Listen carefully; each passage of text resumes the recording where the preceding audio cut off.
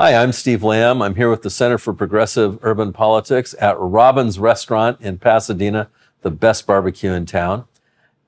We're here this morning to interview Bryan Witt. Bryan's running for the 27th Congressional District in California. I first met Bryan actually when I was upstairs at Zona Rosa having a mocha with my wife. There was a functionary from the Democratic Party who was urging Bryan not to run for Congress, even telling him it would be immoral for him to dare to run against Judy Chu and express division with her in running for Congress. And of course, that made me so angry as an American, I just had to go over and meet him and give him a donation on the spot and endorse him. So anyway, Bryan, it's good to be here with you this morning. Thanks very much, Steve. I'm glad to be here. I appreciate the support, and I'd like to thank Robin for inviting us into his establishment here today.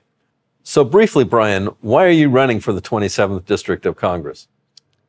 Well, I'm running for Congress because I believe that over the past 40 years, the leadership of both political parties have thrown working class Americans and small and medium-sized businesses overboard. Our political process has been completely and utterly corrupted by money. And we have candidates and incumbents in Congress who continue to take money from the very forces that are undermining our democracy, yet they call themselves progressives.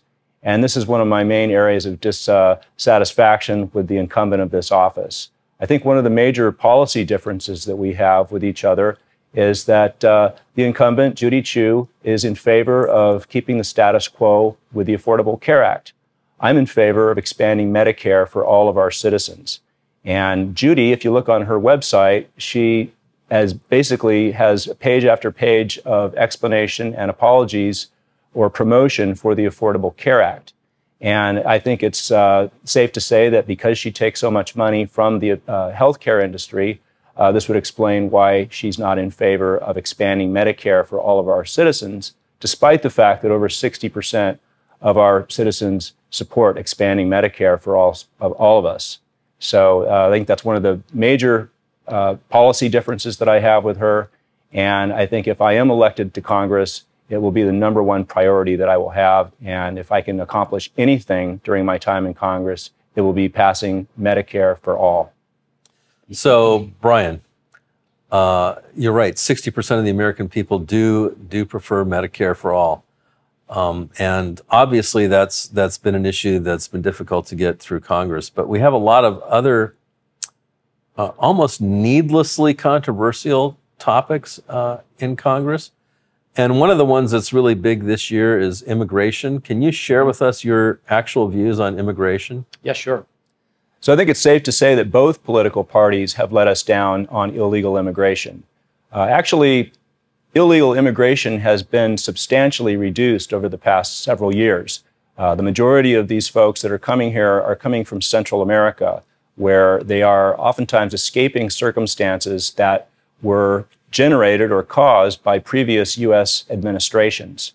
Now, as far as those who are coming here, I am very much opposed to the way that the current administration is enforcing our immigration laws. But I think that both political parties have decided to kick this issue down the road because Republicans see illegal immigrants as a source of cheap, easily exploitable labor, and the Democratic Party sees immigrants as a source of cheap and easily exploitable votes. And I think both parties are wrong. We need to expand the budget for the office that houses the judges that hear the cases for those who are seeking asylum, and we need to streamline that process. There are some who say that, well, if you release them into the community, they'll never come back, which is not true. When President Obama had a program under his administration where they were released to community groups that would help them to find housing and get immigration lawyers, they found that 99% of those people came back. So I'm in favor of having an immigration policy that allows more people to come here who are desperate and are seeking better lives, and not just those who are highly educated. I think we can have a mix of both. We're the most generous country on the planet with regard to immigration. And I think over 1 million people are entered into our country legally each year. So for anyone to accuse us of being unfair, that is actually just not the case at all. So we can do a lot better on immigration, and we can do it in a way that's consistent with our ideals as a country. Bryan, one thing I've noticed about you in your answers and in talking to you personally is that you don't fit into an easy pigeonhole of beliefs. I have a hard time, saying, well, he's a right-winger on this or he's a left-winger on that. You seem to be a Bryan on everything. Can you, for example, share with us your thoughts about gun ownership and the Second Amendment? Yeah, sure. I am a strong supporter of the Second Amendment. I'm not quite sure that we need all these military weapons floating around in our system, but I do absolutely agree that we have the absolute right to possess firearms. Now, we need to have reasonable controls, as they do in other countries, but there's no reason that we can't coexist in an environment where we respect people's right to own a firearm and for self-defense, and we respect the right of people in the community who want to be safe from vicious predators. I think we could have universal background checks. We could have a closing of the gun show loophole. But on the other hand, I think it would be okay for certain qualified people to be able to possess a concealed weapon. And I think that's a pretty good compromise. I am pretty different from most candidates. I'm not really extreme left. I'm not extreme right. My views, a person told me one time in one of the endorsement meetings that I went to that I reminded him of a combination of Bernie Sanders and John Kasich. And I said, well, that's just about right, because I think that's about what the American people want. They want a little bit of both. So kind of leaving a district-specific issue, but moving to an issue that's sort of national and international, but touches the San Gabriel Valley. You've taken a very hard stand against organ harvesting that's being done in China on actual live Chinese citizens. People who are dissidents or disagree with the Chinese government in various ways are actually being put in prison and literally having their organs taken out of their bodies. Can you talk to us a bit about that? Yeah, I can. Well, the Falun Gong practitioners are a very gentle group of people who have a belief system that's combined with meditation. It's sort of a combination of Taoism and Buddhism, with one of their main tenets being truthfulness, compassion, and forbearance. And the Chinese Communist Party is very, very much afraid of these people because they're organized and they're disciplined. And they see it, the party, the CCP, sees them as a threat. And since the late 90s, they've been facing persecution. And the atrocities that are being committed against them are on par with the worst crimes of the Nazis. And some of these people are being having their bodies opened up and having their organs cut out of them while they're still living. And this maintains the freshness of the organ. It's just one of the most ghoulish things that I'd ever heard. And this young lady who I met spent 2 years in a re-education facility. She was made to repeatedly renounce her faith and say that she was mistaken in her thinking, forced to do labor. And she said from time to time they'd come through and do blood tests on everyone, and then periodically people would disappear and they would never come back. And more than likely, these people were victims of these atrocious crimes. Congress has actually done something about this, although I don't believe that it was enough. But in 2016, they passed H.R. 343, which is a House resolution stating that there was credible evidence of complicity with the Chinese Communist Party and these organ harvesting centers that are being used to sell these organs to people from around the world who come there as medical tourists to get livers and kidneys and other organs, corneas that are harvested from these, not only Falun Gong, but also the Uyghurs and Christians. There's over, I believe, a very large number, I think it's 20 million or more, 60 million perhaps, Christians in China. They're also victims of this persecution. And I believe it was 135 members of Congress signed this resolution, but strangely enough, the incumbent of District 27, Judy Chu, chose not to sign that or co-sponsor that legislation. Wait. Judy Chu, who represents probably the largest outside of San Francisco group of Chinese people in the country represented by Congress refused to sign a declaration saying that Chinese people should not have their organs harvested while they're alive and sold internationally. That's correct. She was not on that resolution, and to date I have not been able to find any evidence that she has ever spoken out against this issue. In fact, several years ago, she showed up at a celebration for 60 years of the Chinese Communist Party, and I find it reprehensible that a member of our Congress would show up and celebrate a group of thugs that is responsible for somewhere between 60 and 80 million deaths.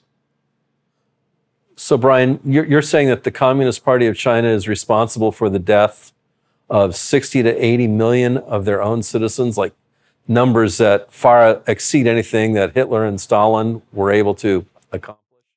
So that's the estimate, somewhere between 60 to 80 million people, many of those under Chairman Mao, when he had the ridiculous idea to get rid of all the sparrows, I believe it was. This had a gigantic environmental impact that created mass famine and mass starvation. And then with the hysterical people that took over during the Cultural Revolution, literally tens of thousands, maybe even hundreds of thousands of people were murdered.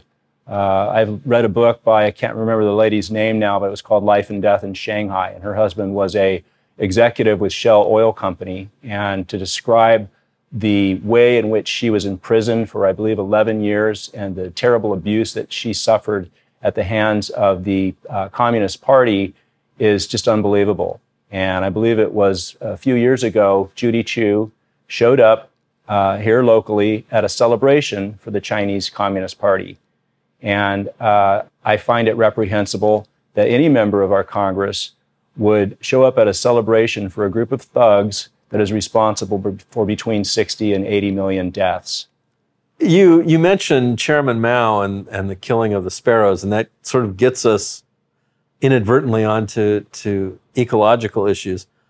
District 27 has a huge, vast geographic territory. Mm-hmm. And the majority of that territory is the Angeles National Forest.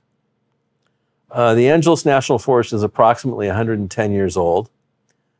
And it was originally founded by the County of Los Angeles and then taken over by the state of California and then taken over by the federal government.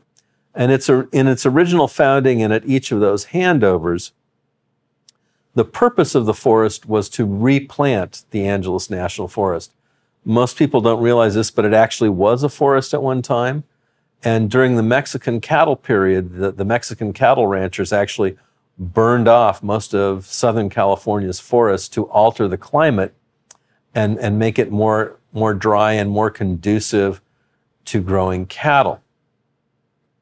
In that 110 years, we really haven't replanted any of the Angeles forest. And in the 60 years that I've been alive, we've actually closed down most of the recreational facilities. As a congressman for the forest, what would be your policy initiatives towards the Angeles National Forest? Well, I am all in favor of conservation. I'm a lover of our national forests. I spent a good part of my adult life and my childhood walking my dogs up in the Angeles National Forest. And I believe that we need to drastically increase federal funding for our national forests. I remember when you could drive to Chantry Flats and park for free, and now you have to get a parking permit. It's still not very expensive, but the point is that the federal funds for these federal lands, which are so important to all Americans, have been so drastically cut under the past several administrations that it's increasingly difficult for rangers and scientists and others who work for the Forestry Department to do the important work that they do. So one of my major goals would be to make sure that we increase funding for our federal forests and to make sure that we are doing everything within our means to replant these forests and bring those back to their pristine condition. So I'm going to ask you specifically, though, how would you replant an entire forest? Would you do it with employees, with volunteers, with prison population? How do you see that particular goal being accomplished? Well, I'm not at all in favor of forced prison labor, but a combination of volunteers and increasing funding for employees to assist in this process, I think is what is in order. We need to devote whatever federal funds are necessary, and what I would like to do is bring in the best scientific minds that understand ecology and forest conservation and work with them in developing a policy that will help us bring these forests back to their original condition. Now, Bryan, the 27th District is in the western part of the San Gabriel Valley. You've lived here a long time. You've lived here most of your life on and off. But people who aren't really familiar with this area don't really realize that this was once a hub of high-quality, high-tech manufacturing. Mm-hmm. And those jobs, those very high-paying jobs, are gone from the valley. What do you see as kind of an industrial policy that you as a congressman would promote that would lead to the retention and expansion of American high-quality, high-wage manufacturing in our valley and in the rest of the country? Mm-hmm. Well, starting with President Reagan and then continuing full blast under President Clinton, our manufacturing base has left the United States. We need to make sure that we are not providing any incentives whatsoever for companies, especially these large multinational companies, to offshore their profits. There are a great many incentives that are entirely legal that allow companies to move their headquarters offshore and then take their profits offshore and leave them offshore and continue earning interest on that money when that money should be back right here in the United States. These corporations use our infrastructure, they use our radio spectrum, they use our highways, our airports, and we need to make sure that they're paying their fair share of the costs of running our country. So we need to redo our tax code so that they have no incentive to take their operations offshore. Once we do get them back here, I want to make sure that we repeal terrible legislation like Taft Hartley so that it's not difficult for workers to form unions. And we've had an absolute assault on unions over the past 40 or 50 years, and I intend to reverse that if I'm elected. So, Bryan, this is going to be kind of a two-part question. They're going to seem sort of unrelated, but they're still on employment policy. You're a member of a union, as I understand it? Two unions. Two unions, okay. And you believe in strong union membership. Do you believe in Donald Trump's tariffs? I absolutely do. This is one area where I can support him. I think that we have, as he has said, he does it in a hyperbolic fashion, but he said that we have so many terrible deals that have been made by incredibly dumb people. And I think that we need to redo some of these agreements. I think we should probably get rid of NAFTA and reword it, restructure it, do whatever we have to do. But there's no reason why other countries should be able to flood their products into our markets, and then they restrict products coming in from our markets. So I'm all in favor. If everybody wants to take their tariffs down to zero, that's fine, but that is not the regime that we currently have. This is a regime that's been put in place specifically to benefit multinational companies, and it's actually, in the short run, is good for consumers, but in the long run, it's not good for our national security. And there are many other reasons why tariffs can be a good idea, but it has to be fair, and we have to actually have people who have business experience to make these agreements, and they need to be made in such a way that it benefits the majority of the American people and not just a few people at the top. So you said that when we renegotiate these tariffs and other agreements that we should have business people at the table. Should we also have representatives of labor unions and employees of industry at the table making these decisions? Because I think when we look at Congress, when we look at the executive, the people who are almost never at the table when we discuss these deals are the people who are going to be displaced potentially by the deal. Labor should absolutely be included in these discussions. These meetings oftentimes take place in secret, and I find that to be very troubling. I work for Amtrak, one of the largest transportation companies in the country, and labor is not represented on our board of directors, which I find to be a travesty. And it's a reason why our employees have such deplorable working conditions. So absolutely, we want to have labor involved every part of this process when we negotiate with corporations and other governments. Also, one thing I might mention about NAFTA is that it also increased the amount of illegal immigration from Mexico. A lot of the farmers were displaced by NAFTA, and a lot of these people were desperate and they had no place else to go because NAFTA put them out of business. And so this is part of the unintended consequences of people who might mean well, but really I have a hard time believing that they really have all of our interests at heart.